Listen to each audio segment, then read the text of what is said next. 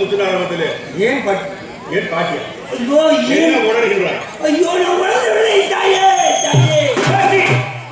தாகூர பேசி குதிரைக்கு ரத்த தாகம் இந்த வீரமங்காளி இந்த புண்ணிய கஷேத்திரம் முத்து நாராயணபுரம் இந்த கிராமத்தின் எல்லையை சுற்றி வர வேண்டும்.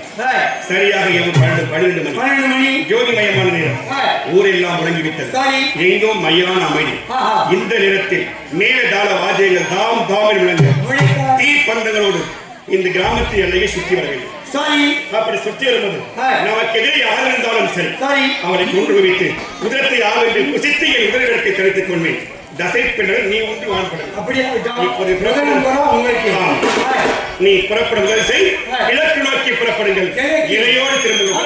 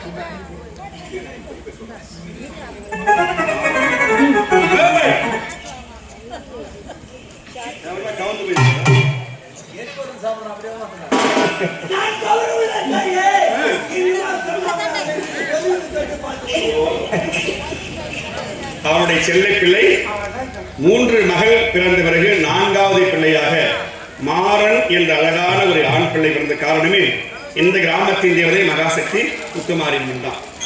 அப்படி 2 ஆண்டுக்கு விழா செய்யும் போது அந்த கோவிலுக்கு சென்று எனக்கு இன்று பிறக்க போகின்ற பிள்ளை ஆண்மகனா பிறக்க தாயே என்று அவன் மனைவி ரம்யா நிறைய மாத கர்ப்பிணியா இருக்கும் போது, அம்மா எனக்கு 3 பொண்ணு பிறந்துச்சு, கஷ்டமா இருக்கு, எனக்குன்னு துணையாக ஒரு ஆண்மகன் வேண்டும் என்று அம்மா கிட்ட கண்டிக்கிட்டான். இந்த நாடகம் முடிவதற்குள்ள போன் வருகின்றது, ஆம்பளை புள்ள பிறந்திருக்கணும். அப்படிப்பட்ட அழகான ஒரு சக்தி வாய்ந்த முத்துமால் ரவியால நம்முடைய கலைக்குழுவில் பயணிக்கூடிய கள்ளக்குறிச்சி மாவட்டம் திருக்கோவிலூர் வட்டம் குடியை சேர்ந்த அழகான வில்லன் தோற்றம் கதாநாயகன் இருக்கக்கூடிய அருமை தம்பி சதீஷுக்கு இந்த ஆண் வாரிசை கொடுத்தது இந்த முத்து நாராயணபுரம் கிராமத்தை முத்துமாரியம்மன். அது என்றே மறைக்க மாட்டோம். அதனால் இன்றைக்கு வந்து அம்பாளுக்கு அர்ச்சனை செய்து அம்பாளை வேண்டிக் கொண்டு சென்றார் குடும்பத்தோடு. அப்படிப்பட்ட மாறன் திரைப்பெயராளர் குழந்தை பெயராளி இந்த அம்பாளுக்கு மடிகாணிக்கு 100 ரூபாய் அன்பு காணிக்க வழங்கிய செல்லை பிள்ளை மாறன் அனைத்து அனுகிரம் பெற்று இந்த கிராமத்தின் முத்துமாரியனுடைய அனுகிரகம் அந்த குழந்தை கிடைத்து அந்த குழந்தை நீண்ட ஆயுள்பட்டு நிறைந்து வாழ வேண்டும். இனிமையான இப்போது சித்ரா பௌர்ணமி நன்னாள் இந்த வெள்ளிக்கிழமை. அதில் அம்பாளுக்கு உகந்த நாள் வெள்ளிக்கிழமை, அம்பாளுக்கும் ஈசனுக்கு உகந்த நாள் சித்ரா பௌர்ணமி, ஒரு புனிதரமான நாள்.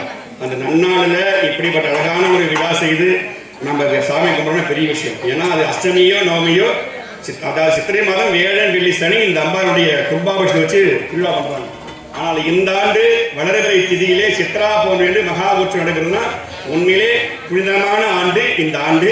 அனைத்து குலமாதர்களுக்கும் சக்தி நமசங்களுக்கு நீண்ட மாங்கல்ய பாக்கியத்தையும் ஒவ்வொரு ஆடவருக்கும் நீண்ட ஆயுள் பாக்கியத்தையும் இந்த சித்ரா பௌர்ணமி நன்னாளில் எல்லோரும் கொடுக்க வேண்டும் என்று அம்பாளாக வாழ்த்துகின்றேன். வாழ்க வளமுடன். நமச்சிவாய் நமோ நாராயணா.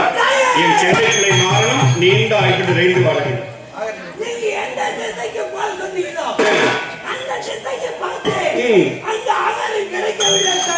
கிழக்கு நோக்கி சென்றால் ஆகாரம் கிடைக்கவில்லை. உள்ளே நம்பி பேச முடியாது. எனக்கு பரிவார தேவதைகள் சப்த கன்னிகள் இரிசி காட்டில் சொல்லக்கூடிய துஷ்ட தேவதைகள் அந்த எல்லை பிடாரி இரிசி காட்டில் அந்த புடைசூழ இப்போது புறப்பட வேண்டியது மேல் திசை மேற்கு நோக்கி புறப்படுகிறது. இரிசி காட்டேரி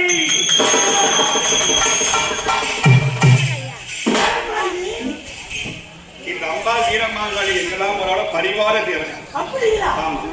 சப்த கன்னிகளும் பரிவார தேவதைகள் தான். இரிசி காட்டேரி சொல்லக்கூடிய எல்லை பிடாரி துர்கா தேவி எல்லாருமே இந்த அம்பாளுக்கு பரிவார தேவதைகள்.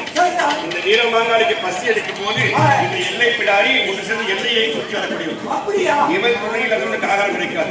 எல்லை பிடாரி எல்லை காணி நீங்களும் புறப்படுங்கள். உங்கள் எல்லையை சுற்றி வாருங்கள். கிடைக்கும்.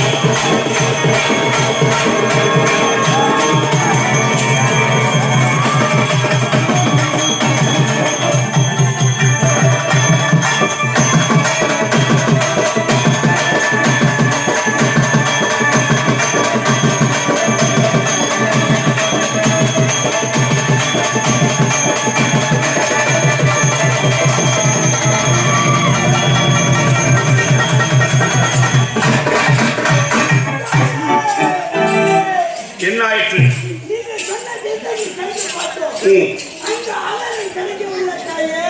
ஆஹா. கீழ் திசை கிழக்கு நோக்கி சென்றீர்கள், மேல் திசை மேற்கு நோக்கி சென்றீர்கள். 2 திசையில் ஏமாறு. பரவாயில்லை. தென் திசை தெற்கு நோக்கி புறப்படுங்கள். இறையோடு திரும்புங்கள். புறப்படு தெற்கு நோக்கி.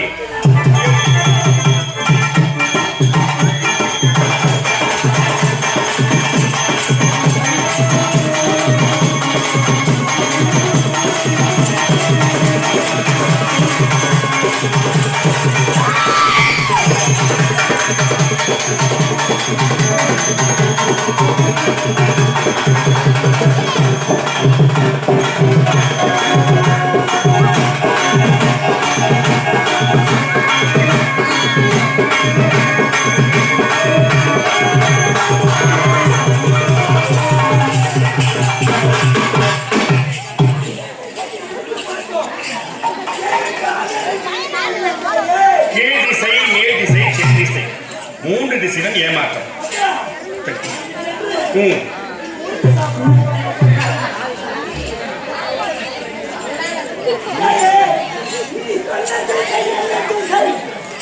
இந்த தேசத்தை சென்று பார்த்தோம். அதான் நான் தாங்க முடியவில்லை. சியாவுக்கு ஆகாரம் அந்த தின்பண்டம் தானா? சரி, பரவாயில்ல. மயான காளி, எல்லைக்காளி, எல்லைக்கிடாரி, இனிமேல் ஒரு நம்பி பேச முடியாது. இருப்பது வடதிசை. வடக்கு நோக்கி நானே புறப்படுகின்றேன். இதையை தேடிக்கொள்கிறேன். நீங்கள் சென்று எல்லைக்காளியும் எல்லைப்பிடாரியாகவும் கிராமத்தில் அமருங்கள். இந்த கிராமத்தை காப்பாற்றுங்கள். புறப்படுங்க போகலாம். எங்களுக்கு ஆரோக்கியம் வர வேண்டும். கவலை வேண்டாம். வாழ்க்கை வரணும். புறப்பட வடக்கு.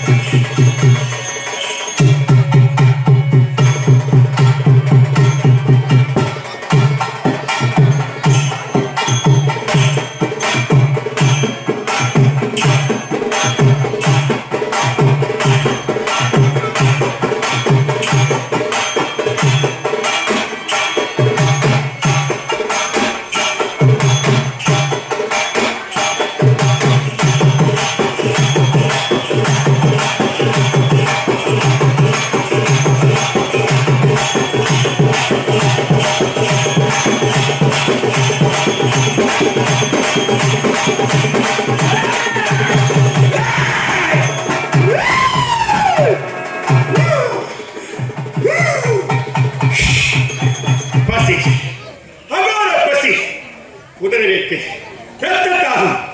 ஓம் சக்தி சிவாய நமः. முகில்,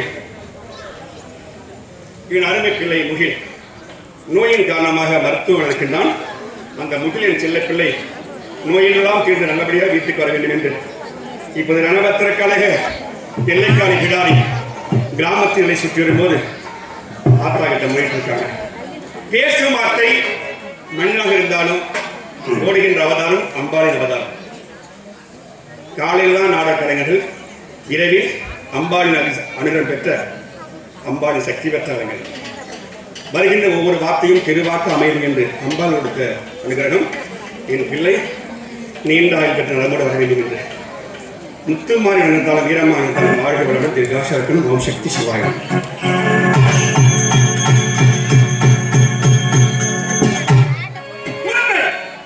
நரவாடை வீசுகின்றன.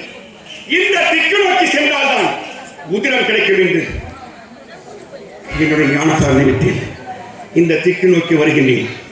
இறையை தேடிக்கொள்கின்றேன். பசி, ஆகோர பசி. என் எதிரி யார் வந்தாலும் சரி, ஒரு சொட்டு உதிரம் பார்க்காமல் திரும்ப மாட்டார் இந்த வீரமாங்கள். வருகிறேன், வருகிறேன், வருகிறேன்.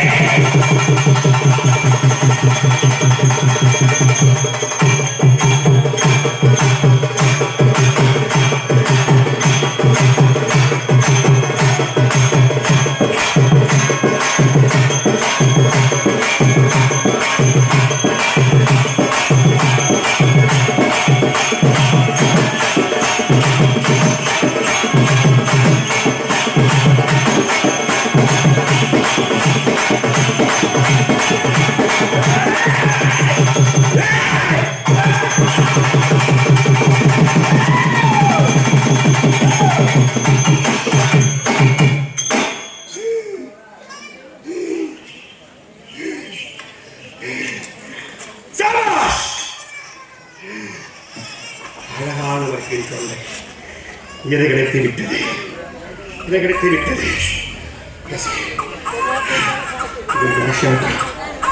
தனபாலனா, தனபாலன் பெயராளி அம்பாள் அகோர பசியோடு நகரமலம் வரும்பொழுது அம்பாளுக்கு 50 ரூபாய் அன்பு காணி கொடுத்து தனபால் குடும்பத்திலே அனைத்து அழகு பெற்று நோயற்று வாழ வேண்டும்.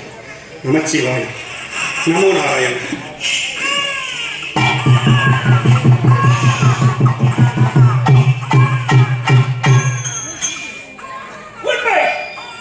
நகரமலம் வரும்போது என் கருப்பட்டு அழகான ஒரு பெண் குழந்தை.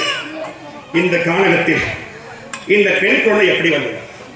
இதை பெற்றெடுத்தவர்கள் யார்? இந்த பிள்ளையை அனாதை போட்டு போனோம். பார்க்கிறேன். அழாதே. யாரு யாரு அழாத சொல்லு.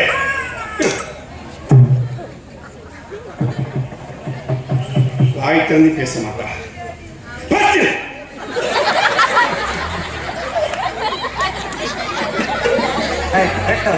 வயது போய் தான் முடியாதா? பொம்பளை பிள்ளை எவ்வளவு தைரியமா காசு கொடுக்குறாங்க. ஆம்பளை பிள்ளை காட்டு எந்த ஆத்தாளுக்கும் யாரும் பயப்படக்கூடாது. புரியுதா? எந்த ஆத்தாலும் யாரையும் கொள்ள மாட்டான். எல்லோரையும் வாழ வைத்து அருகமாக்கதான் ஆத்தாளுடைய அம்சம். இதான் எல்லாருக்கும் அம்மாடா. அம்மா இந்த பிள்ளைய சவரணைப்பாளா. நீ தப்பே பண்ணாலும் என் பிள்ளை என் பிள்ளைதான். அதுதான் அனுகிரகம். ஓம் சக்தி சிவாய.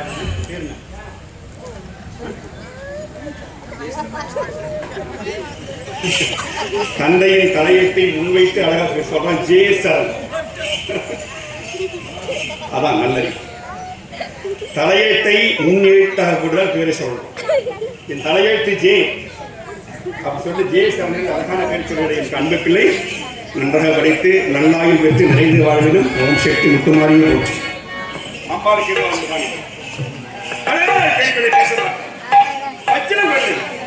பேச அறியாதவன். ஓம் சக்தி சிவாய.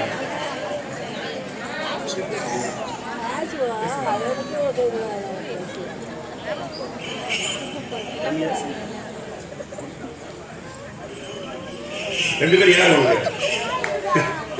தமிழரசன் சிலம்பரசன்.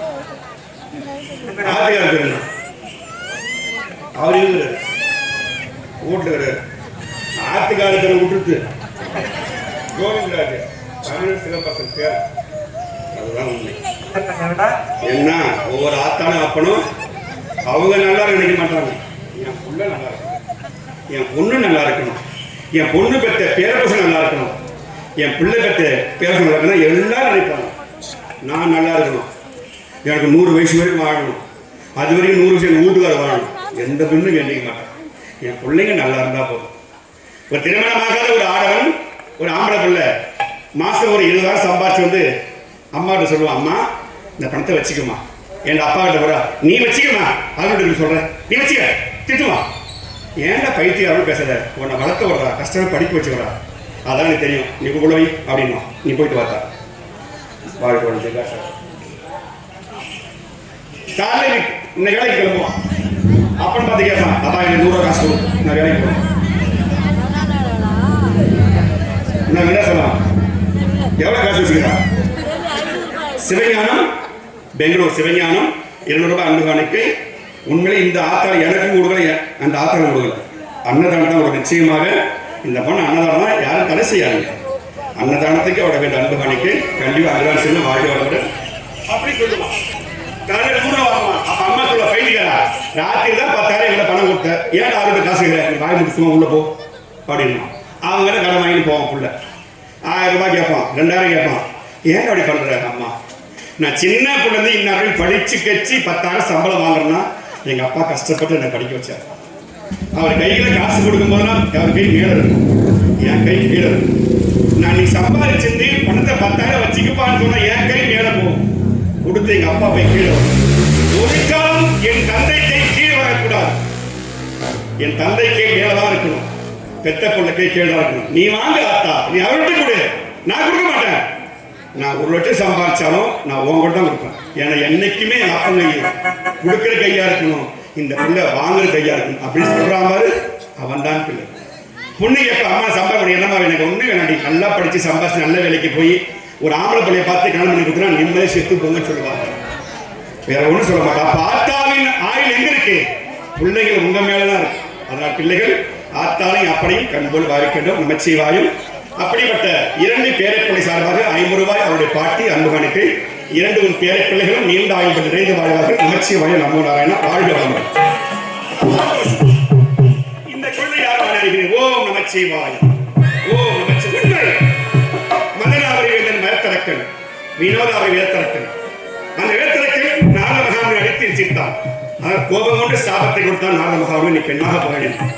என்னுடைய பெண் இந்த அவதாரம். ஓம் சக்தி சிவாய. முத்துகிருஷ்ணாபுரம் கேட்டு 7 மலை சொல்லக்கூடிய அந்த வயலாளே அம்பாளுக்கு மடிகாணிக்க 100 ரூபாய். ஓம் சக்தி சிவாய நம. வாழ்க வளமுடன். தீர்காயுஷ்பவம். அப்படிப்பட்ட வினோதவர்களுக்கு சாபத்தை கொடுத்த நாமகள் நீ பெண்ணாக போனீங்க. அந்த சாவை மற்றும் மதனாவரி வேந்தன் மரத்தரக்கோடு சேர்ந்து ஒரு பிள்ளை பெற்றெடுத்தால் அவன் சாபம் என்று சொன்னார். அவன் பெண்ணாக வந்தான் வினோதினியாக. மதனாவரி வேந்தனை சேர்ந்தான். அழகான ஒரு பெண் பிள்ளை எடுத்தார்கள். இந்த பிள்ளை யாரு வளர்ப்பது என்று போட்டி போட்டுக் கொண்டு காற்றிலே வீசி விட்டு சென்று விட்டார்கள். வினோதாவரினுடைய நீண்ட நாள் கனவு பகவான் எம்பெருமானை பழிவாங்க வேண்டும். மதனாவரி கனவு பஞ்சபாண்டரை பழிவாங்க வேண்டும்.